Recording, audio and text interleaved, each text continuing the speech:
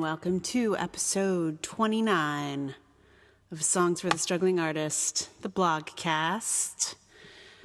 Podcast. That's where we're at. We're at episode 29, and for some reason I was just thinking about how my grandmother claimed to be 29 for many years of her life. I feel like 29 and holding is a thing that I heard a lot as a child, and it was very confusing. Yeah, like, do people still do that? It's weird. And it's completely, I don't think men do that. That's like a thing, you know, when you value women solely for their looks and youth. Of course, you're going to hold at 29. You turn 29 and you stay there until you're 85. And then I guess you don't give a shit anymore. But yeah, my grandmother was 29 and holding for a long, long time. And Lord knows, I don't think I ever knew her at actual 29. That would be almost impossible, wouldn't it? Yeah. So,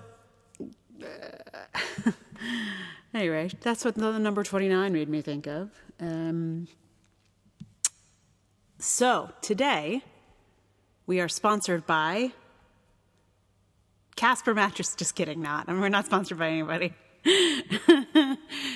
There's so many. I listen to so many podcasts who have the same sponsors. So like, but sponsored by Blue Apron or Stamps.com or Casper Mattresses. These are the products that are paying for your podcasts, but not this one, folks. My patrons are paying for this podcast, so thank you to my patrons on Patreon. But they're actually paying for the blog. They're not paying for the podcast. The podcast is a bonus, actually. So no one is paying for the podcast except for me. And I give it to you. It would be nice if someone would pay for it. That would be cool, but not yet. It has not yet happened. But yeah, let me know, Stamps.com. Come at me. So, now, next, I am going to read to you a blog. This one I published a little while ago, I actually published it pretty quickly. I feel like I'm writing a lot more in the last month or so. So I'm actually staying current with myself. There are a few that are kind of in the hole that were written before the election, that I just haven't posted because I've been posting things that are a little bit more current. But anyway, this one is, yeah, it's inspired by a woman from history who I've become obsessed with. I'll tell you about it in the blog. But anyway, it's called We Almost Had It. Here you go. We almost had it. 38 years to go now. Ever since I read Marge Piercy's Sex Wars, a novel of Gilded Age New York, I have been obsessed with Victoria Woodhull, the first woman to run for president. I've read numerous biographies of her and her sister, Tennessee Claflin. Despite there being no shortage of plays, stories, and movies written about them, I have been unable to resist writing my own version of their story. It's either called Public Women or Hamlet without the ghost. When I read these histories, I see this extraordinary moment when women almost got the vote, when Victoria Woodhull could advocate for free love, and when women's rights almost happened in an expansive and profound way, and it didn't happen. The backlash was forceful and intense, and rather than ushering in a new age for women, it led to a more repressive age, and women didn't get the right to vote for another 38 years. Victoria Woodhull was a very modern woman in the late 1800s. She was a fierce advocate for women being able to divorce their husbands, for women to have access to birth control, and to be able to control their own lives. With their newspaper, she and her sister wrote about the cruelties many women were compelled to endure at the time. They told truths others were afraid to report. Victoria Woodhull insisted that she be allowed to speak to Congress. She and her sister were the first women to run a stock brokerage, one specifically created to serve other women, How many of those have there been since? Woodhull wasn't perfect, but she was inspiring and a kicker open of doors. Part of my despair at the election results this year has been related to my sense of history. Hillary Clinton got much closer to being president than Woodhull ever did, but I fear the backlash will be the same, or maybe worse, because of it. History is full of these moments of women lifting their heads out of the fray and then fiercely being pushed back down. For one short day in November, before the horror kicked in, I could imagine what life would be like if we had a woman as president. And not just any woman, a highly capable, intelligent woman. And on that day, I felt like my life might be valuable, that I might finally be able to make a contribution to the world in a meaningful way, that there was hope for us.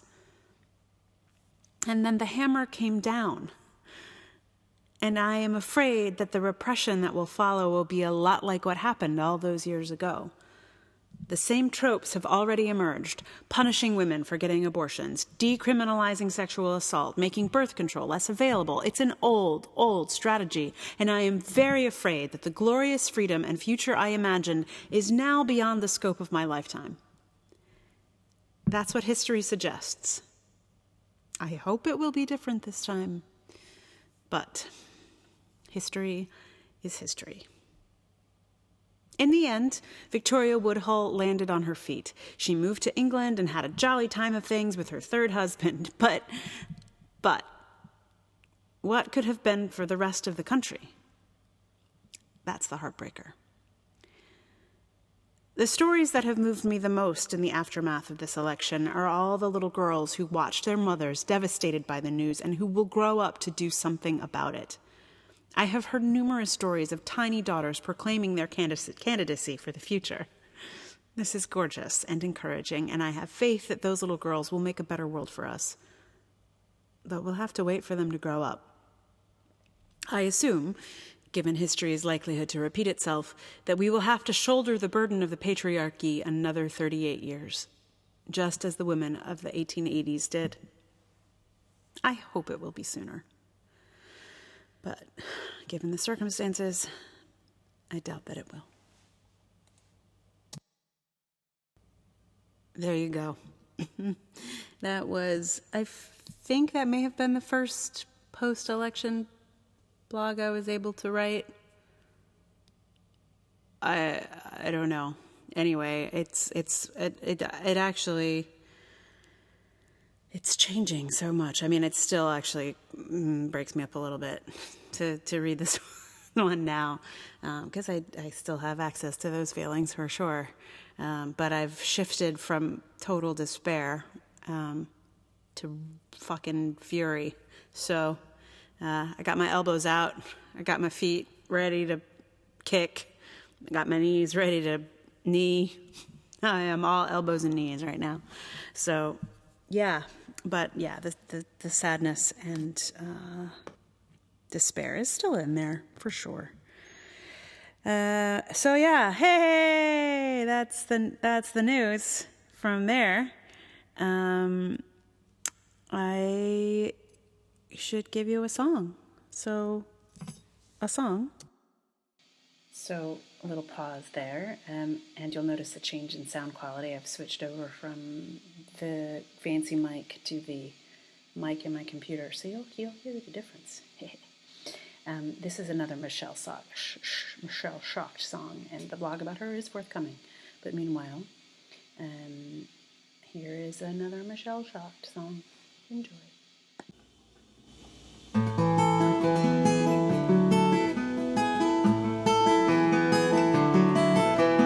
What's to be done with the prodigal son? Welcome him home with open arms. Throw a big party, invite your friends. Our boys come back home. When a girl goes home with the oats he's sown, it's draw your shades and your shutters. She's bringing such shame to the family name. The return of the prodigal daughter, singing, oh, Cotton-Eye Joe. Went to see a doctor and I almost died. When I told my mama, Lordy, how she cried. Me and my daddy were never too close, but he was there when I needed him most. To say, look, here comes the prodigal son. Fetch him a tall drink of water, but there's none in the cup, 'cause he drank it all up. Left for the prodigal daughter, singing, oh, Cotton Eye Joe.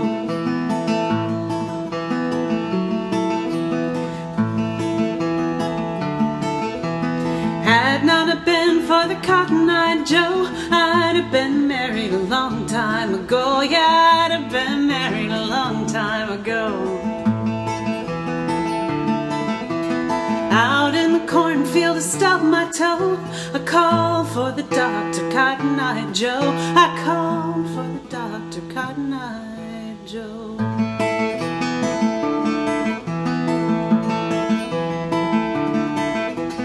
Look, here comes the prodigal son. Fetch him a tall drink of water, but there's none in the cup, 'cause he drank it all up. Left for the prodigal daughter, singing, oh, Cotton-eyed Joe. Oh, Cotton-eyed Joe. What's to be done with the prodigal son?